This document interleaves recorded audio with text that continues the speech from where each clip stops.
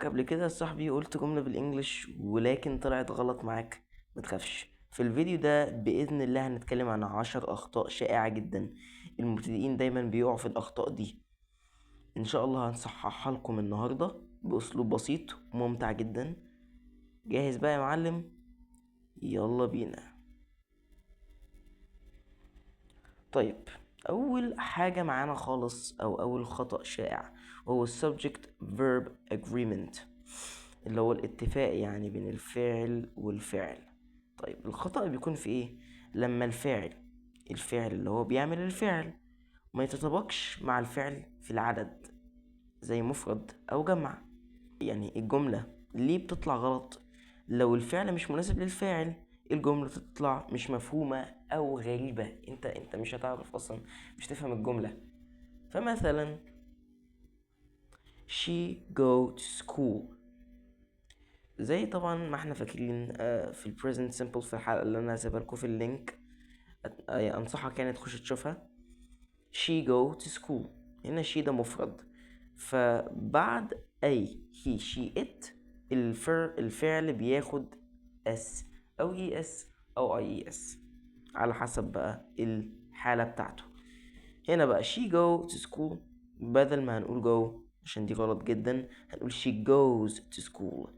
تمام، هي مفرد، هي واحدة فقط، فالفعل بياخد s. مثال تاني the list of items are on the desk، هنا بيقول لك الحاجات يعني او الليستة بتاعت الحاجات على الديسك.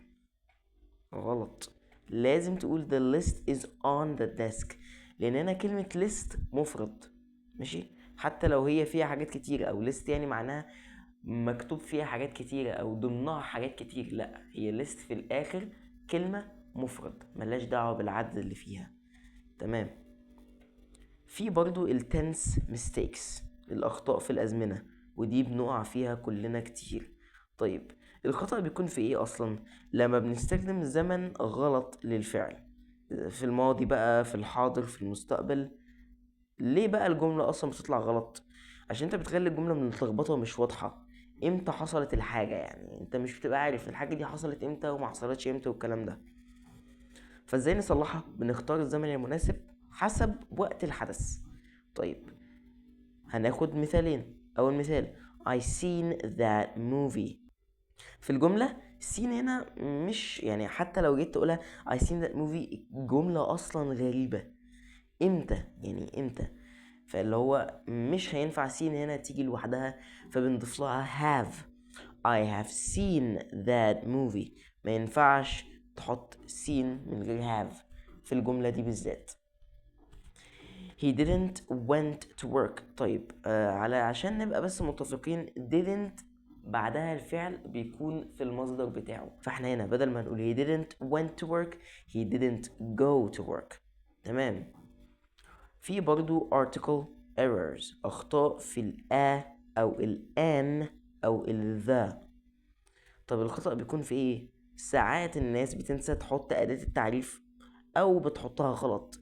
طب ليه الجملة غلط أصلا؟ لأنها بتأثر على وضوح الجملة وبتبين لو الحاجة عامة ولا محددة. طيب إزاي أصلا بنصلحها بقى؟ لحاجة مش محددة، انت دلوقتي قدامك حاجة انت مش عارف تحددها هتحط لها او ان. طيب لحاجة محددة انت عارف الحاجة دي ومحددها بتحط لها ذا. طيب قبل صوت ساكن بتحط طب قبل صوت متحرك بتحط ان. طيب ايه هي الامثلة؟ she is a honest person، طيب she is a honest person دي غلط 100%. تمام، ايه التصحيح بتاعها؟ she is an honest person. ليه؟ لان honest صوتها اصلا بيبدأ بحرف متحرك الاو. تمام، he is an university student.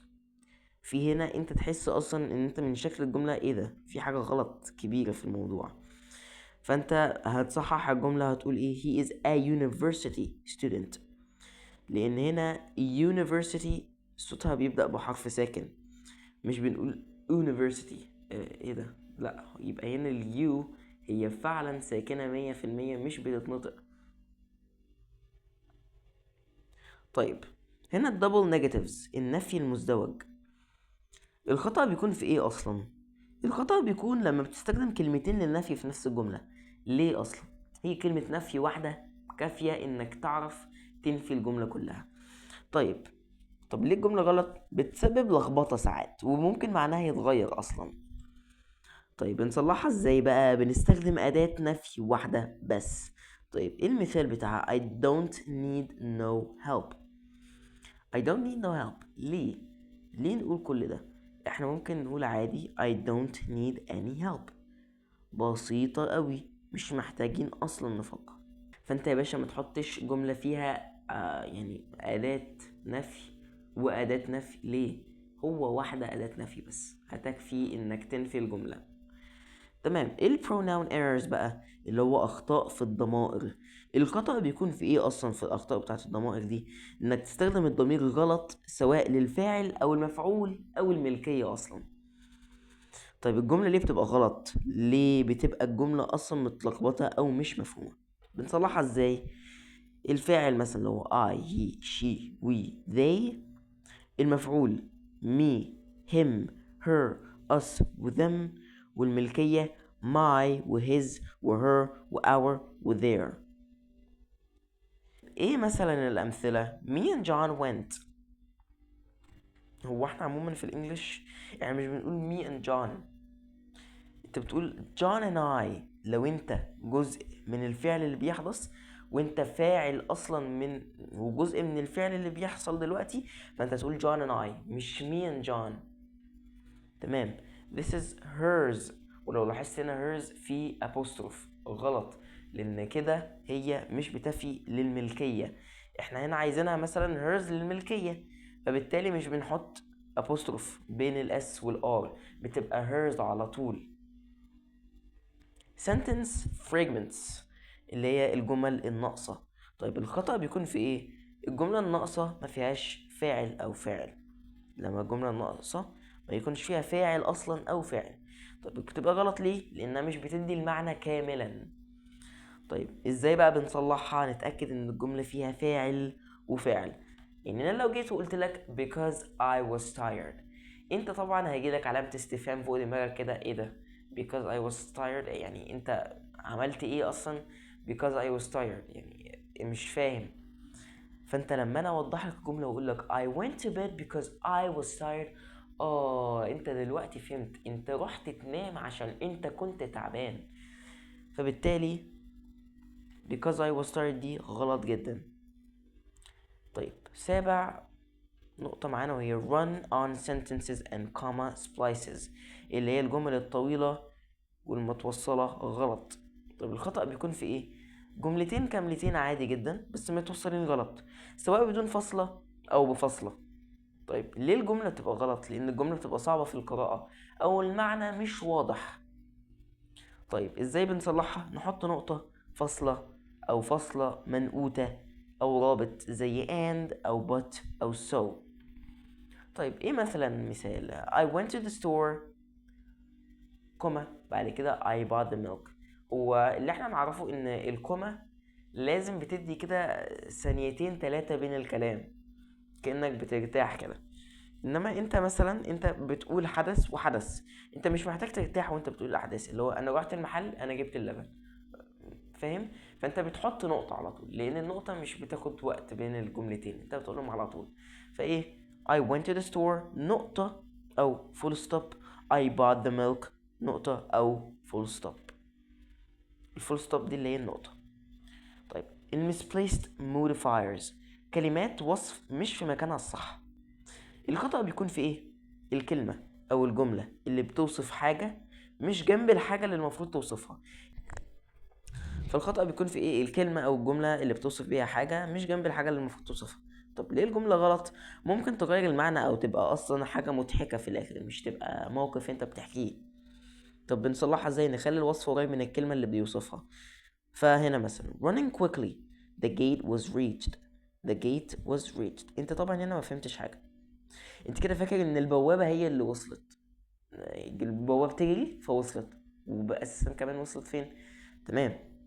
عشان نصححها بقى هنقول ايه؟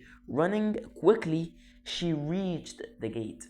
كده احنا وضحنا الجملة عن طريق انها جريت بسرعة، فبالتالي هي لحقت البوابة. تمام. كلمات شبه بعض او ال confusing words. الخطأ بيكون في ايه بقى في الكلمات دي؟ الناس بتتلخبط في كلمات شبه بعض ساعات، او في النطق او في الشكل، بس هما اصلا بيبقى معناهم مختلف تماما. طيب ليه الجملة بتبقى غلط؟ لان المعنى بيتغير او الجملة بتبقى مش صحيحة.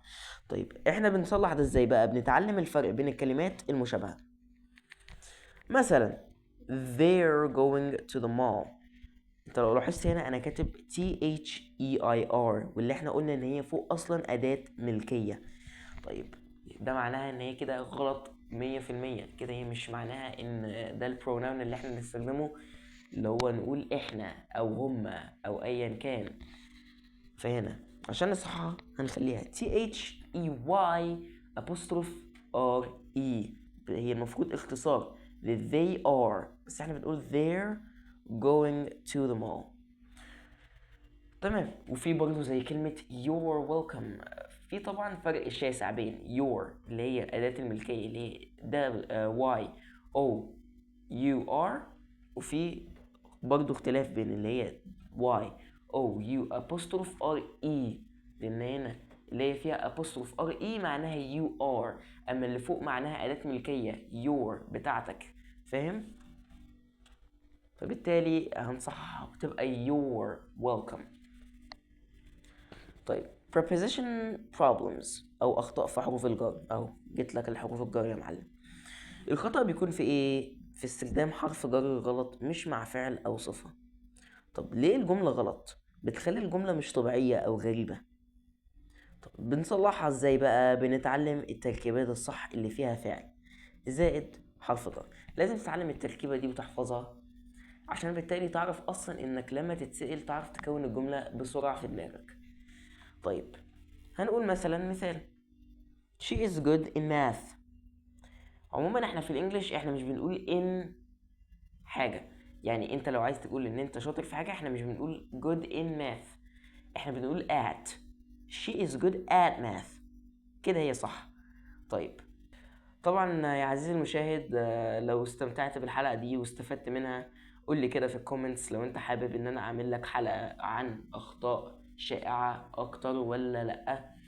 طبعا ما تنساش تشوف حلقة البريزنت سيمبل في الديسكريبشن، وهحط لكم اسئله يا ريت تجاوبوا عليها عشان اشوف هل انتوا فهمتوا فعلا ولا لا. واتمنى تكونوا بخير، وباذن الله هنرجع لكم تاني، ومع السلامه.